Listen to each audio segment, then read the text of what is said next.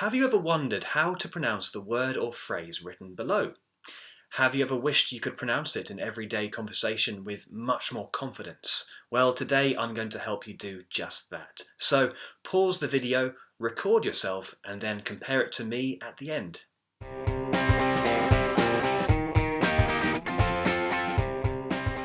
So this request came from lots of different people from different nationalities, including English. The English person was asking about whether it's ske or she, so schedule or schedule, and the difference really is UK and US. So which do you think it is? Schedule or schedule? What would we say in the UK? Well, in the US they would say schedule with a K sound, using the back of the tongue, sk, like that. And then in the UK, we would say schedule. And that's really the more traditional way it's pronounced.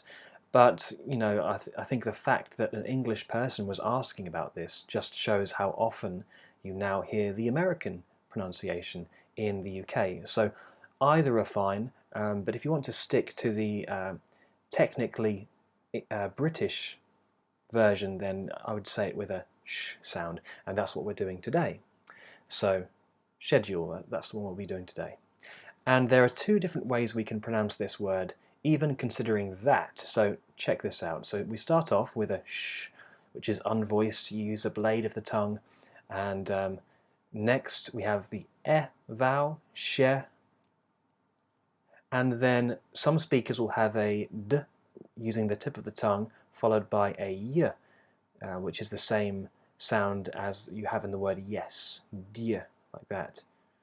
And then you have a long vowel which sounds like this, oo, and then finally the dark L, which is using the tip of the tongue, and the back of the tongue is also slightly raised. It's not touching anything, but it's slightly raised, and it closes off the space at the back of the mouth, changing the sound from to or. So it sounds darker. That's why it's called the dark L. So this version would be schedule, schedule, like that.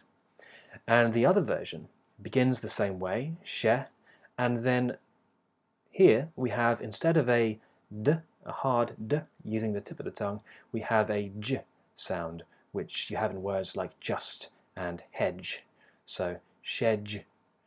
And then we have again the same y sound, although in some speakers it's stronger than in others. So j, like that, j, and then the same ending.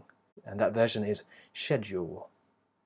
So version 1 with d would be schedule, schedule. Version 2 is schedule, schedule. Do you hear that slightly different consonant, the j sound? Sounds a bit more airy maybe, and less exact than a d. And both of those are fine, they're just different ways of doing it. Okay, and a Brazilian Portuguese speaker was asking about the difference between the word schedule and the word shadow. So considering your nationality, Brazilian Portuguese being your first language, first of all, look at the final part of each word. So in schedule, the lips don't round at the end. They do round for the vowel that comes before it, but then they relax, and you just get the or consonant sound where the lips are relaxed. With shadow, the lips do round, so you have the O vowel, which ends with a rounded lip position. Shadow, O. And the other thing which might be interesting for a Brazilian Portuguese speaker is the D. So as we've seen, the D in schedule can be a j sound, but in the word shadow it never can be a j sound, so it's always a hard d using the tip of the tongue, shadow. And I know this doesn't really fit in with the habits of Brazilian Portuguese speakers in their native language, but for some reason I still do hear some speakers making the D's into more of a j sound, regardless of what vowel comes next. So do look out for that in your own pronunciation if that's where you come from. So schedule, shadow. And the stress of the word is on the first syllable, schedule. What's the schedule for today? What's the schedule for today? There's no space in the schedule. There's no space in the schedule.